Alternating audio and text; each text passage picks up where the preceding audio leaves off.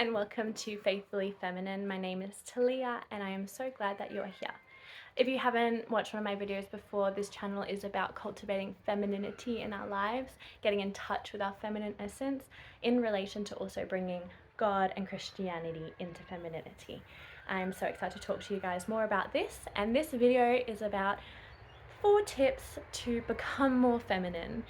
However, I do want to provide a caveat that no one really becomes more feminine. A woman is born completely feminine. So it's not a matter of I'm masculine and I'm reaching for feminine. It's actually already inside us. It's just a matter of giving yourself space to come out and to feel it and express it. And I have 4 tips on how to do that have really helped me on my journey to be able to get back in touch with my feminine self. So if that's something you want to listen to, that you're interested in, please continue on. If you're loving my content, please like and subscribe. It really helps my channel, and maybe send this video to someone who you think it would also help. So the first thing that I would say is nature. Nature is one of the most important things to me. I am, any second that it's warm enough and the sun is out, I am trying to get into nature, touching trees, touching the grass, getting my feet into the dirt. It's actually scientifically proven that when your bare hands and feet touch trees or the ground, it calms your vibrations. I know it sounds a little bit crazy, but it's a real thing that they actually, you come into the same vibration as the thing that you're touching if you touch it for long enough.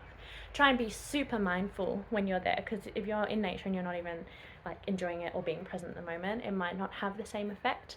I love to just barefoot walk through the park, and it might look a bit crazy, but just touch a tree and take 3 deep breaths, and that brings me into a place of peace and groundedness, and I just feel like centered in my core. And when you are at rest and centered, that is when women feel safe to express themselves and to relax into the masculine frame of God.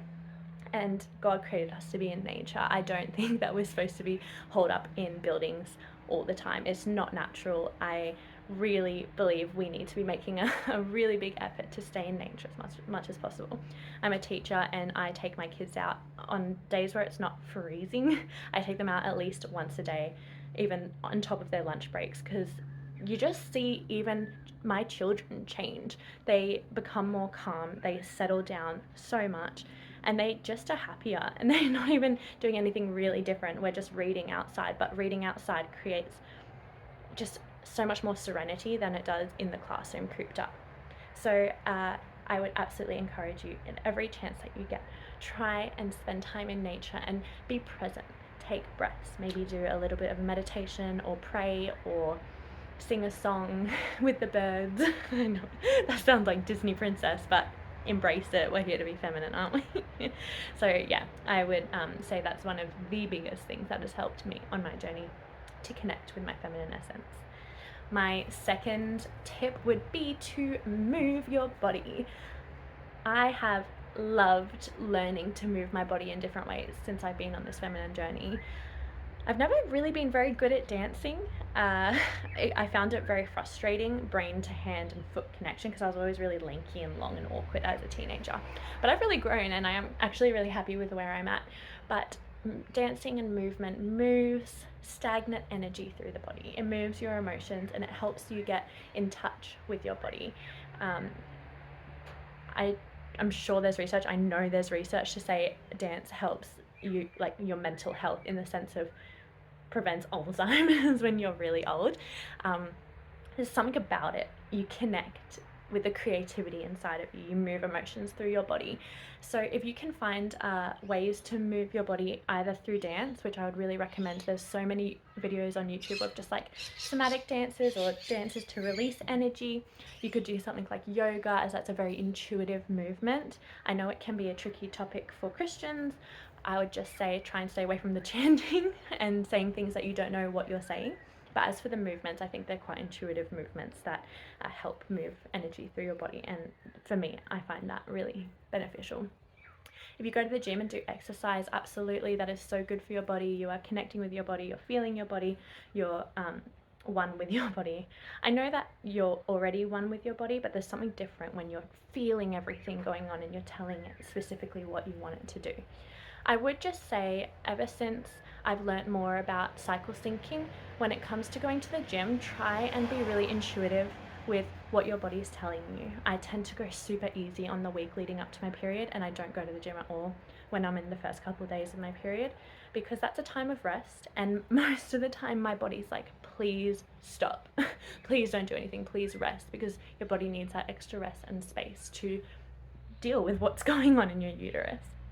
At other times of your period, during follicular and ovulation, absolutely go for it, still listening to your body.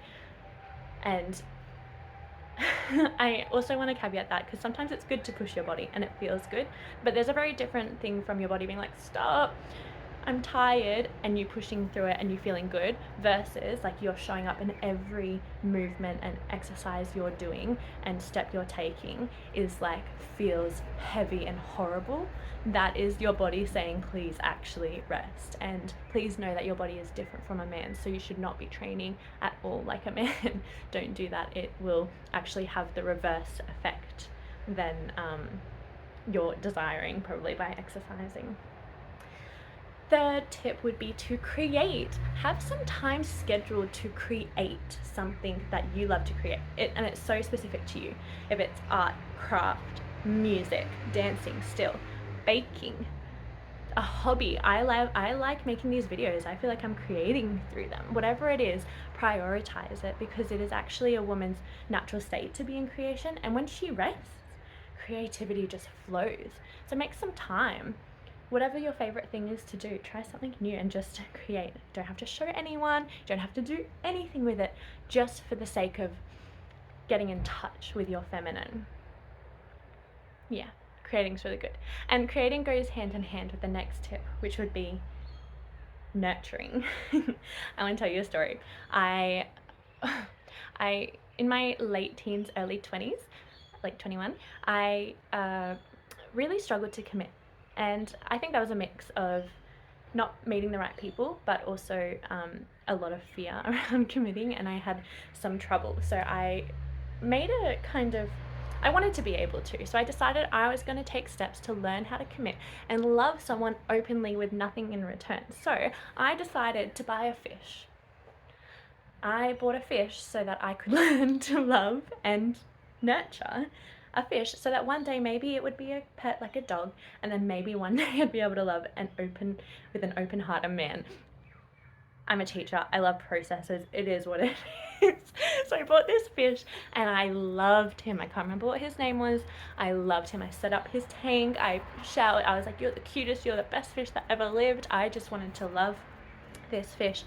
And then I went away for a friend after maybe it was like 3 days I had the fish for, and I went away with a friend for one night. I came back and the fish was dead. And I cannot tell you, I know it was just a fish, and I know that it was only 3 days I had him, but I sobbed. I sobbed because I put so much meaning onto this fish. Like, I was like, if I can't love a fish, if I can't look after a fish, I'm never gonna get into a relationship. I'm never gonna get married. I know it's crazy, but I was an emotional mess back then. All this to say, it is actually quite a feminine trait to be nurturing to something and to love something. And if you're wanting to invite the love of your life in, or maybe even have a child soon, having something to nurture intentionally and love on is actually going to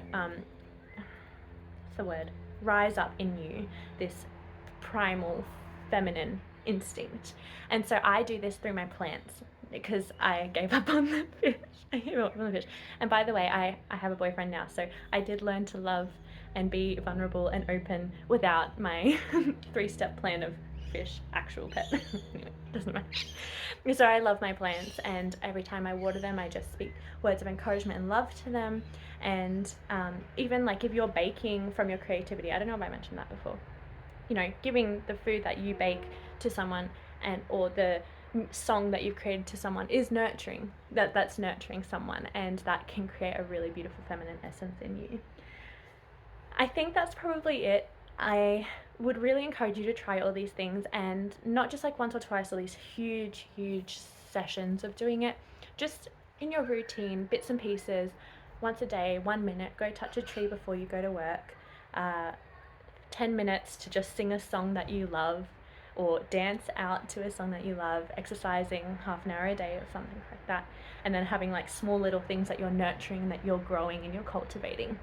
These are all things that have really significantly helped me and really made me feel like, yes, I feel good. I feel like I'm doing what I was created to do as a woman, to nurture and be creative and emotional and sensitive and be in nature. I would love nothing more than to just be like a moss girl that just lies by the river all day and singing and grounding in nature. It would be so nice. And I know that's not quite realistic for most of us, but finding pockets in the day to do that will actually improve your mood, your mental health, and help you to bring a bit more of a softness into your day and a calm, relaxed, feminine nature into your day. I hope this has helped you. Please let me know what you think in the comments below, like and subscribe. It would really help my channel if you could share it with someone else who you think would benefit from it. I'm excited to see you guys in my next video. Have a lovely week.